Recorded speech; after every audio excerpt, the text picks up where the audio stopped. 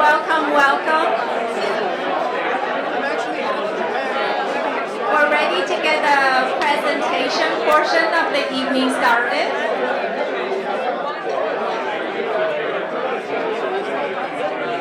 Well, I'm thrilled that we get to share a very important part of MIT with all of you on the West Coast. My name is Sally Yu. I'm an MIT alum. President of Class 2000. I see some Class of 2000 in the attendance. And member of MIT Corporation Development Committee. We have a number of past and present MIT Corporation and MIT Corporation Development Committee members here. And tonight, I'm here as MIT Press Advisory Council member. It is my great honor and privilege to co-host this evening's event with Amy Brandt, MIT Press publisher and editor.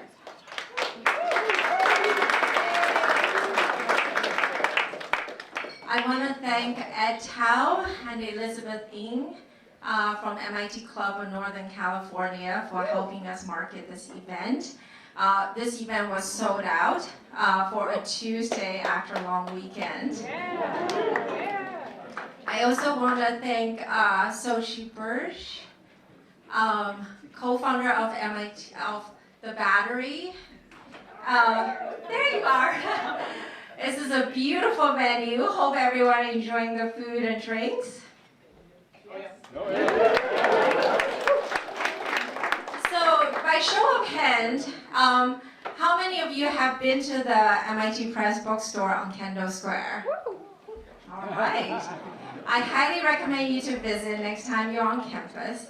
MIT Press is one of the last few remaining presses with a bookstore.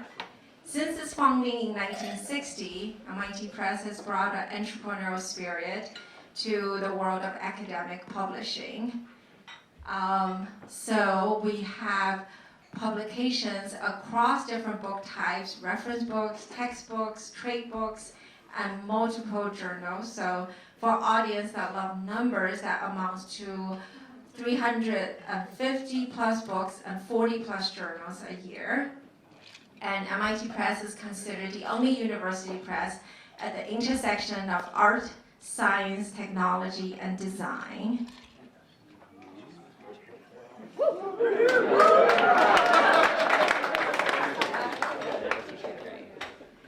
And most university press have a long-standing endowment. MIT Press has not until now, thanks to the generosity of Arcadia Fund. With Arcadia, MIT is the first university to have a permanent endowment for the transition to open access publishing. So I want to welcome to the stage Simon Chaplin, the CEO of Arcadia Fund. Simon is a biologist turned historian. In addition to being the CEO of the Arcadia Fund, Simon is the non-executive director of the Wen Museum in Los Angeles, where we will hold our next MIT Press event. And let's give a warm round of applause for Simon. Sally, thank you so much, and thank you all for coming along this evening. It's a fantastic place to be. Now, I work for Arcadia. Arcadia is a charitable foundation. We were set up by Elizabeth Rousing and Peter Baldwin about 24 years ago. And unusually for charitable foundations, Arcadia has as one of its goals to promote open access to knowledge, something that we think is increasingly important. For a few years now, we've been big supporters of Amy Brandt and her team at MIT Press. And I think most of you will know MIT Press through its fantastic bookstore, but more importantly through the amazing range of books and journals that it publishes. Quite outstanding. What you may not know is that MIT Press has also become a trailblazer when it comes to democratizing access to knowledge, making sure that people anywhere in the world get access to knowledge that they need. Now, we gave our MIT Press this $10 million gift in 2022 because you recognize the value of this work. 5 million was the foundation for the endowment, and 5 million came with this match requirement. Can we find people who match dollar for dollar $5 million of that endowment? And the reason for doing that wasn't just about, let's get some more money. It's because we want to help build a movement. We want to encourage people to recognize the societal value of an organization like MIT Press, which I think embodies a spirit of openness that MIT as an institution also embraces. I hope this evening will be a chance to celebrate that. We're going to hear about some of the amazing books that MIT Press publishes. We're going to hear from some of the amazing authors that they support. But I want it also to be a chance to help build this movement of people who believe in the value of sharing access to knowledge, something which has never been more important in an age when access to reliable information, trustworthy information, seems to be more and more precarious all around the world. So it should be a great evening. I'm really looking forward to it. I could think of no better person to be our MC for this evening than Hal Varian. So Hal, I think, will be known to some of you, MIT alum, emeritus professor at Berkeley, chief economist for Google. What a great person we have to be our moderator. Hal, over to you.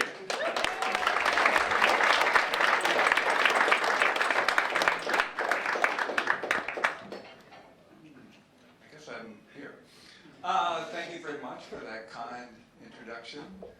It's fantastic to see so many people here associated with MIT in one form or another. But my main job here is to introduce the panelists. So let me do that. There's Stefano Bertozzi. Is he here? Maybe. Why don't you come up? Yes, Pick your spot. That's the randomization here we have. Controlled experiment with the randomization. So Abby Smith Rumsey is a historian and MIT Press author and currently chair of Stanford's Center for Advanced Studies in Behavioral Sciences, right?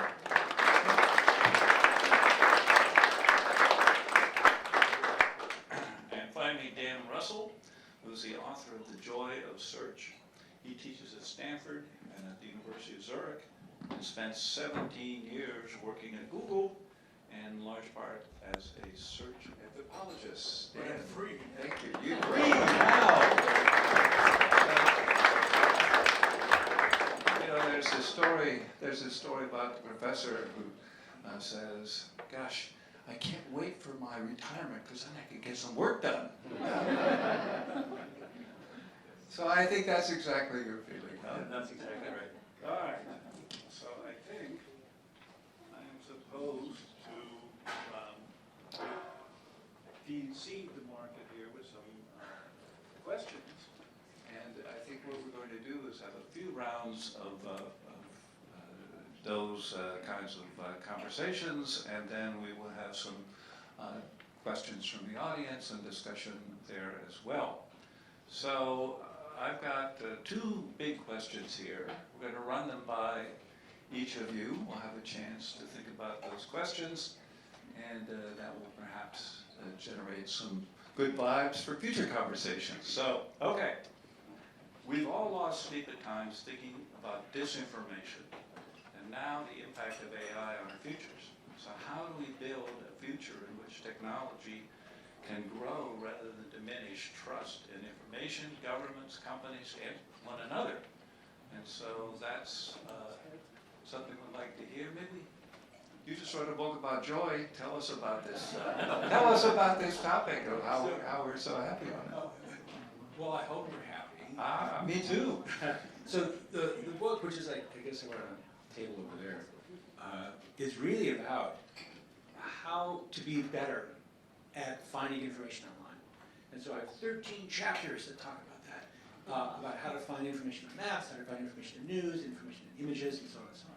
And the key point of the book, in many ways, is take a moment. Think about what you're looking at. Is it consistent with everything else you've seen in the world? And I think a large part of the disinformation problem we have these days is that people are just reacting. I see an Instagram post, and oh my gosh, I have to send it with 1 million of my friends and followers, and they don't pause and think about it for a second. You know, it's unlikely that people are actually, you know, farming children for their adrenal glands or whatever it is. Or there are crazy stories, and yet, if it gets you a dopamine hit, it gets forwarded. So that pause is really, in some ways, the point of the book. So take what you're reading and think about it for just a second. So I hope through education, this is MIT Press, right? MIT, educational institution. My strong belief is that education can help in this. I know the studies, I know it's tough. I've done some of those studies too, and I know that it works. So, but it's not going to happen tomorrow. It doesn't happen with the instancy, immediate response of an Instagram post. It's a long haul. So we are all in this for the next couple decades. Very good. On my way over here, I was just checking online, and I saw this dance of Trump and of Trump and yes, come on, yes. So we're doing Kamala and Trump. We're doing a ballroom dance in this. Did you forward it to your friends? I think it's. If it were more professionally done, I definitely would have.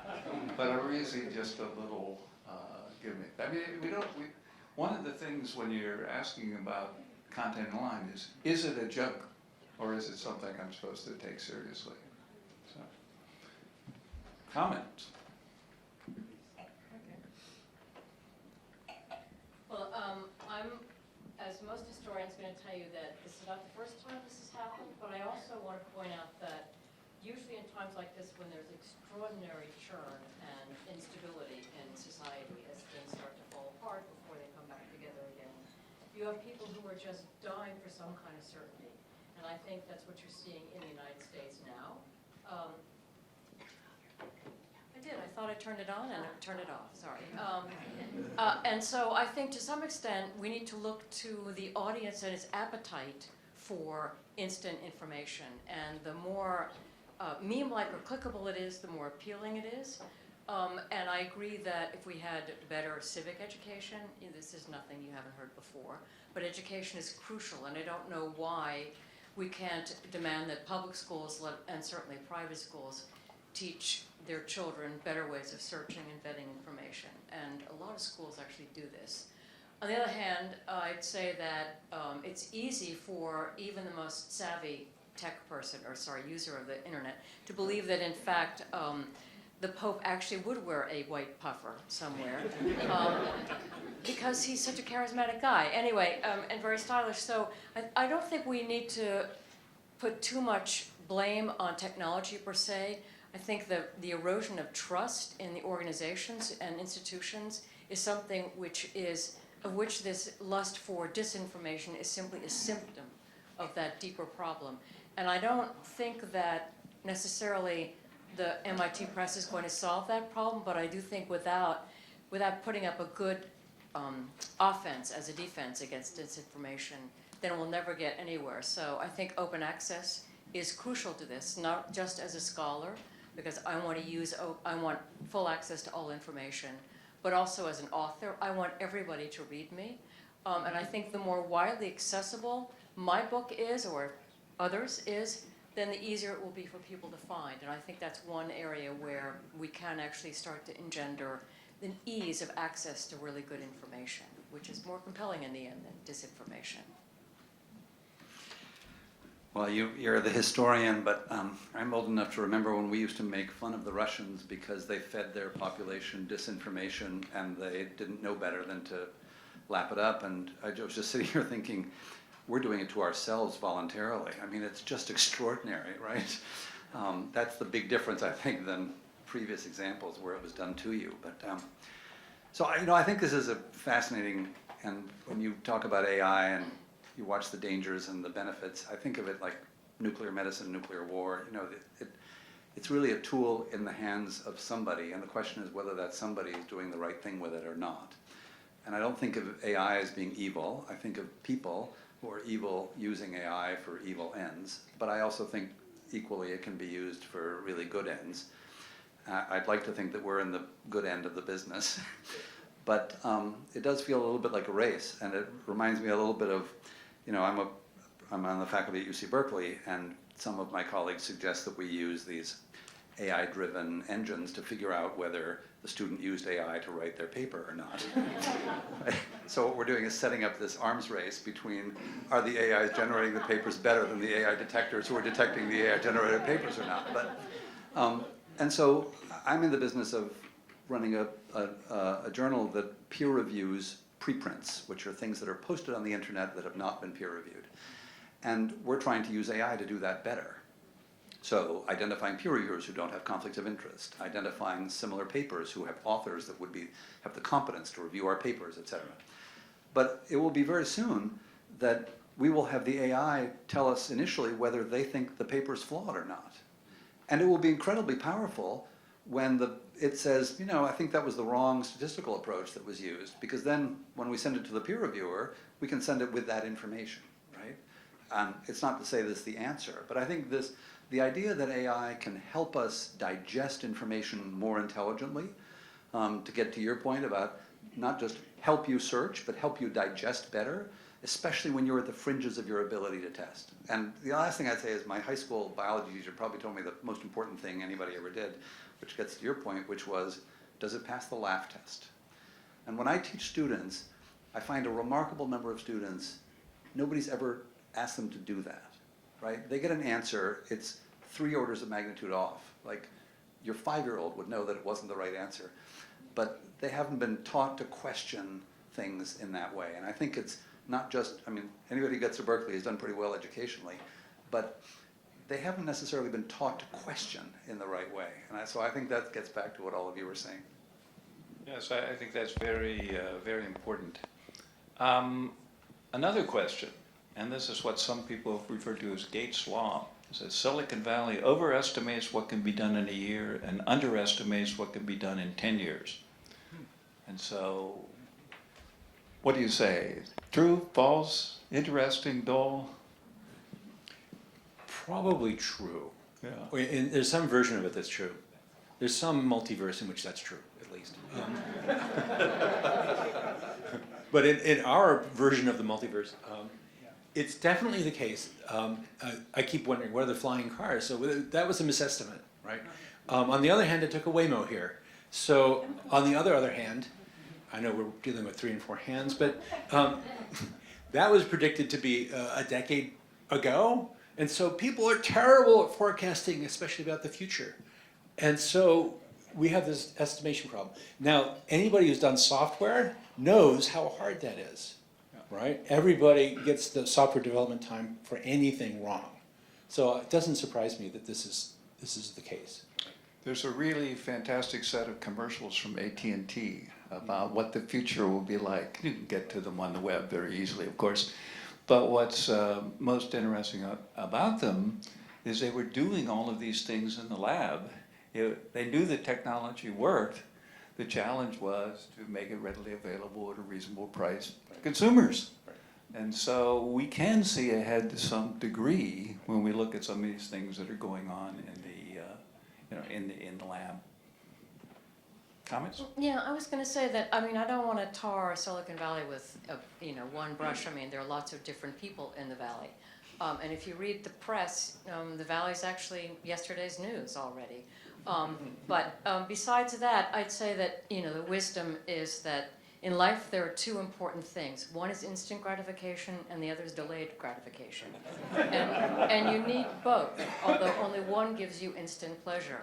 And I think that one of the things that this particular version, contemporary market capitalism with the outsized money that can be made, emphasizes is instant gratification and the dream that anybody can come out here and make that kind of money.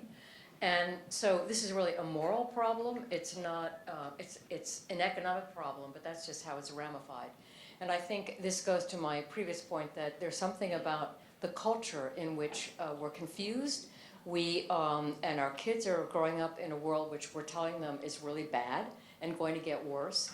And I think that we need to actually inculcate in ourselves and especially in our children and grandchildren the idea that what is really worthwhile takes a long time to build, and it's passed from one generation to another. And I'd say that's one of the things that's so remarkable about the promise of open access, is that the more accessible this information is over time, if it's preserved, and that's another question, the more our grandchildren and other generations will have access to the lessons that we have to teach them, but we're not around to teach them anymore in person. Wow. I was talking to my wife last night because we're expecting our first grandchildren, and she was asking me how many years she thought they had to be put in a bubble to kept away from social media. Yes. But the, you talked about the prediction issue, and so the two fields that I work in are medicine and education. And when I was in med school, I was sure the computers were going to revolutionize medicine like tomorrow, because electronic medical records, all the stuff we did by hand, and then 40 years later, it's all pretty much exactly the same, except that now that there are very sophisticated systems to figure out how to bill better, but they're not actually helping doctors doctor better, or nurses nurse better. So it is fascinating to me. So when Alan AI dropped its bomb on the world, I thought to myself, education will never be the same. We now have the ability to personalize education so that the learner goes through the learning path at his or her own pace. And what is the reaction of the universities? Like every possible break on, we have to maintain all of the old ways of doing things. So I'm still cautiously optimistic that we can, in fact, have an incredibly more efficient education system that takes the best of our education system and makes it go, I mostly work in global health, to Tanzania, not just to East Oakland. But that's my rose-tinted glasses view of the world, because it's really cheap to actually use this technology to power things in ways that individualize the educational experience. And of course, in medicine, the same thing, right? Which doctor in their right mind wouldn't want the computer to say, these are the top 10 things in order of priority to make sure you didn't forget number 2? Because we're all human, right? And so who wouldn't want that help? Anyway, so I'm the optimist in the room, perhaps. Well, there's a new book by Sal Khan on exactly this question. Have you seen it? But I think the economic studies that have looked at education seem to come to the conclusion that it really works and it's really costly. So if you can reduce the cost and apply things that really work, then you've really got something going. So let's hope that's how it plays out. Comments? More comments. Well, I worked for a long time at Xerox PARC. And the reason I bring that up is that you probably have read 1 or 2 or 3 or 4 or 5 of the books about the failure to transfer technology.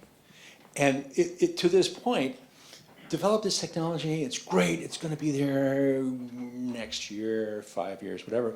And all those books basically say the same thing. The company or the culture was not really ready to accept the thing until it went to Apple, until it went to Adobe, until it went to whatever. And so you had this long ramp of technology development, and bang, you get an instant launch.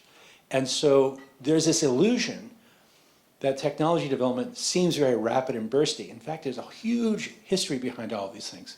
And we forget that lesson at our peril. And that's true with AI too. That's Exactly right, my point. But I would say also that, all of the psychological studies show that children learn best when they learn from a human being who takes interest in them. And to the extent that we can use artificial intelligence or anything to make the teacher more efficient and actually get to spend a lot more time with students than putting together their lessons, then that would really help. And there's a Brookings study on exactly that issue of how to make that happen in real life. Let's look at the dark side of the force for a minute. There's a saying in journalism that says, if it bleeds, it leads. So there's a natural tendency to try to get exciting stories that people will read and they'll be aware and get this emotion flowing. What can you do about that, do you think? I mean, in some sense, we're limited by what you might do because of constitutional reasons. I mean, this idea that you would censor free speech of some sort, just a non-starter given the legal premises we're built on. But it seems like there should be some way to try to control those problems. You look. But why don't we actually just imitate those that are really good at getting attention? Yeah. I mean, I don't see why we don't use the same techniques. There's a lot to learn from clickbait. It just want to feed, good links. So I don't think we need to view that as bad. I just think that we're just sorely outnumbered in that field, and that's shame on us because we have a lot to learn from the people who are quite successful at getting eyeballs. Well, and something I've repeated too many times is that in public health, we try to sell public health. We try to tell people what they should do, as if Nike sold sneakers by telling you about the quality of the rubber in the soles. Instead, they show you a picture of a woman at 5 a.m. running on a rain-covered road, just tough as nails, and you're like, I want to be her, right? I mean, we need to figure out how to do a better job of getting the good side using the things that have been learned for the bad. There's another version of that same maxim, which is sell the sizzle, right? And there's an interesting double bind in the psychology of the Valley, and I think of the psychology of technology, which is there are people who do doom scrolling constantly. Negativity, depression, right? Just terrible. And yet, every single one of you in this room, and lots of people I know, believe that they're on the next billion-dollar business. Immensely optimistic. And so there are people who are doom scrolling and believing they're going to build the next unicorn simultaneously. I don't know how they don't implode. But nevertheless, I think there is a huge amount of optimism in the culture. Absolutely. I see a hand. One of the most depressing lessons. Excuse me a second. May I grab the text for a second? Do you have? I have a. One of the most depressing lessons that I learned was in a Kennedy School class, where the conclusion of something was that the public demands slant.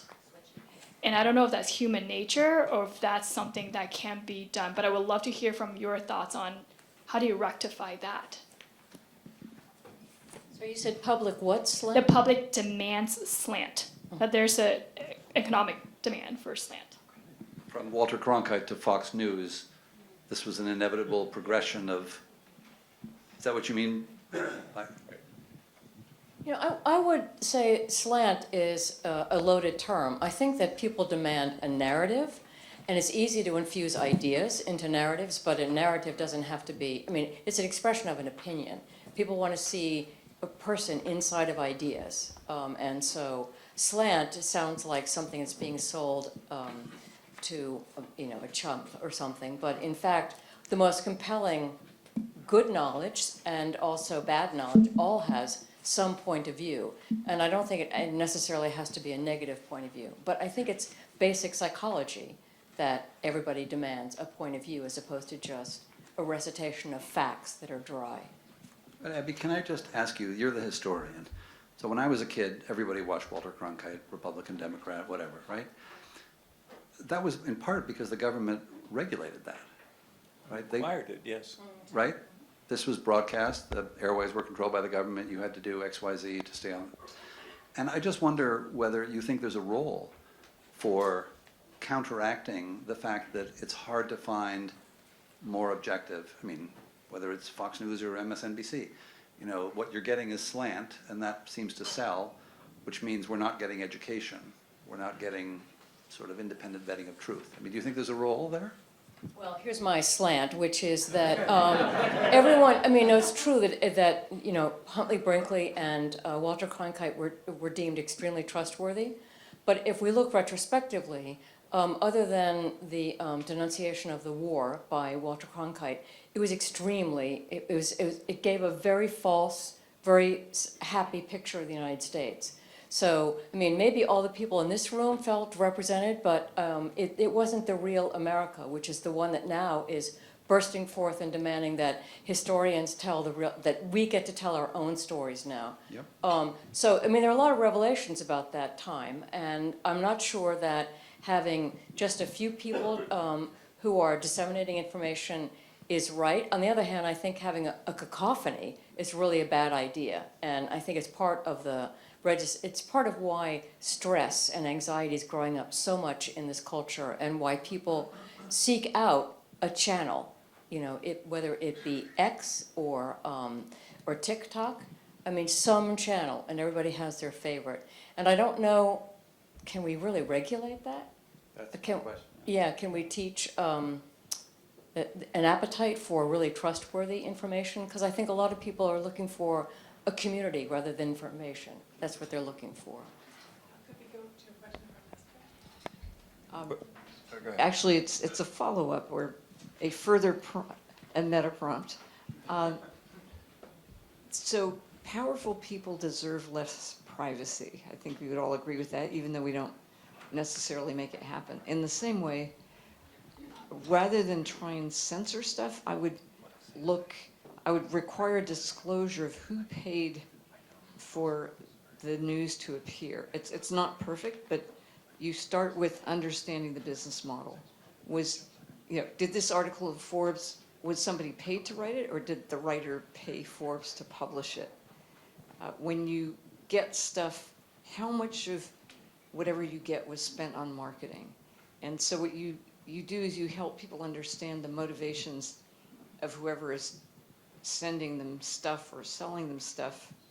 And many people are very apolitical, but yeah, they publish a lot of crazy news because they sell advertising next to it. And so somehow helping people, and especially kids, learn in school, what are the business models behind all this stuff that's happening? And you want them to be aware but not cynical.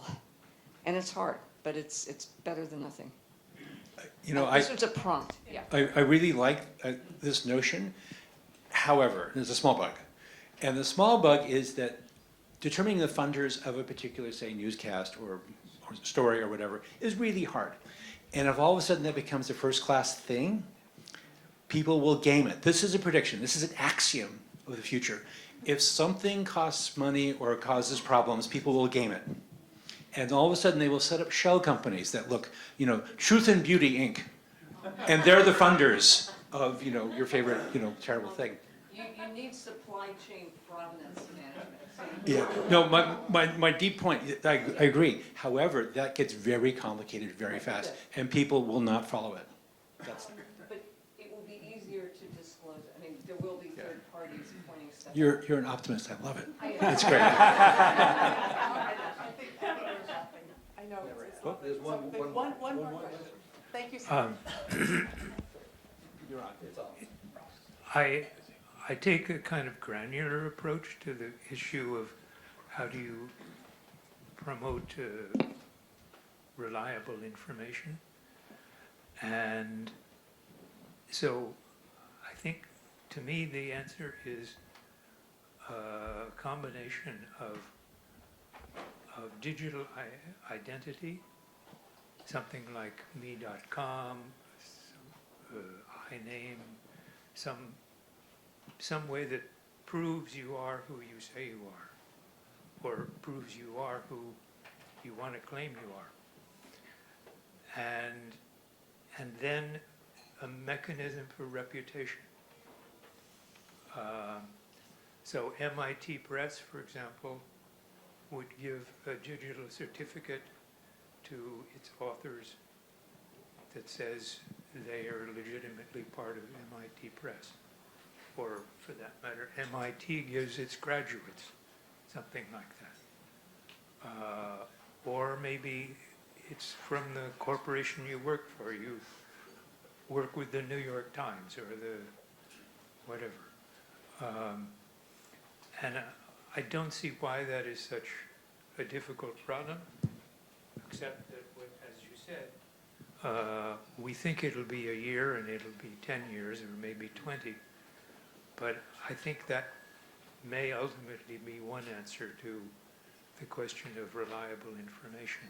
Yeah, I don't know if there's anything you want to say to wrap things up, because we promised people another half hour of networking, and I have a few things to say. So. It's still an open question, even after It's still an open question. All right.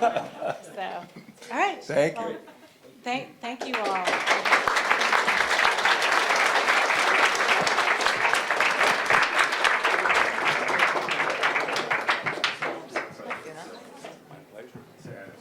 So Stefano.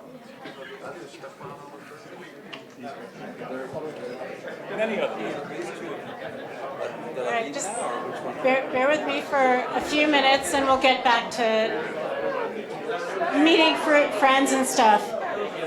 I just wanted to add my thanks. I especially want to add my thanks to the MIT Club of Northern California, and to Sally Yu and Jeff Shen for co-hosting this evening, and to the really interesting, wide-ranging panel. And this is certainly the world that I live in. There's several members actually of the MIT Press Advisory Council here. Larry Brilliant, Hyunat Park. We're all in this together. And also to Simon Chaplin for coming from London to talk about Arcadia and why this endowment gift to the MIT Press. The theme has been expanding access to credible information, and I could go on and talk about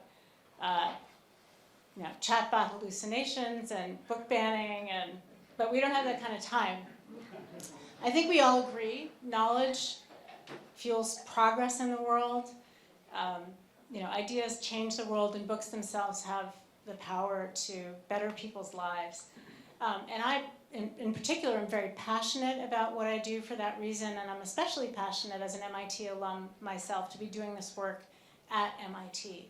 So since we talked about numbers, about 1 million publications with MIT's name on them get put into the world every year. That's very high quality, trustworthy information. There's a form of branding there. You can think of us as the glue in the university's social compact with the public to share the fruits of research. And in that sense, we think about universities, we think about research and teaching. Publishing is really the third pillar. It's how we have an impact on the world as researchers and get the information out into the world. We talked a bit this evening about the MIT Press bookstore. I think very few alumni actually are aware that the MIT Press is one of the largest and most prestigious university-owned publishing houses in the world. And we're known for innovation not only in what we publish, but also in how we publish. I'll talk a bit about some of the subject areas, but for this crowd, we are really one of the leading university-based publisher in AI and machine learning, for example. But in the past, we could use revenues from our core businesses, such as subscription journals, to fuel all the risk-taking and experimentation that we do in other areas. But this is a moment of just seismic upheaval across all of media and publishing and journalism. And so philanthropic support is what enables us to keep growing and innovating and taking risks and actually moving the whole industry forward.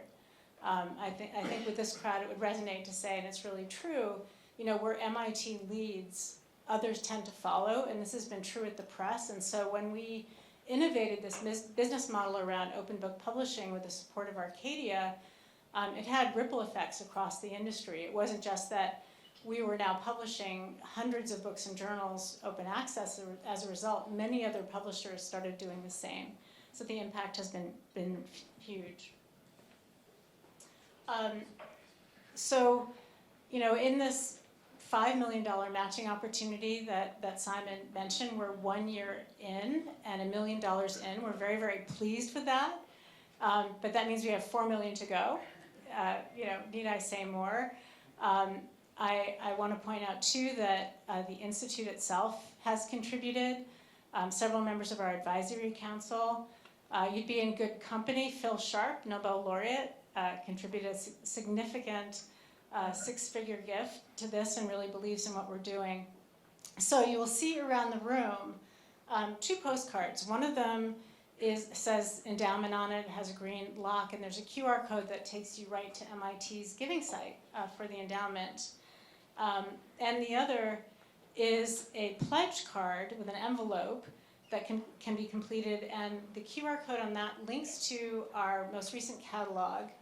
And we also have several copies, actually, of the catalog around the room, too. And you can see sort of excellent forthcoming titles in the areas that we publish in. You know, in AI, certainly public understanding of science, cognition, philosophy, art and architecture, even science fiction, business. And the pledges are to those areas. But for pledges over $10,000, when we have a follow-up conversation with you, you'll be able to indicate specific forthcoming titles that you'd like to support, and even have the opportunity to be listed as a supporter in the published work. So I hope that's appealing. But we're really here to form partnerships. I'd welcome the chance to have follow-up conversations with you, to learn from you, to hear your reactions, because we want to work with others to build a future that, you know, enhances rather than diminishes our ability to distinguish fact from fiction. I'll leave it at that. So I hope you're inspired to join us in this work. And I am certainly interested in having conversations with as many of you as I can. Please enjoy more food and drink and networking.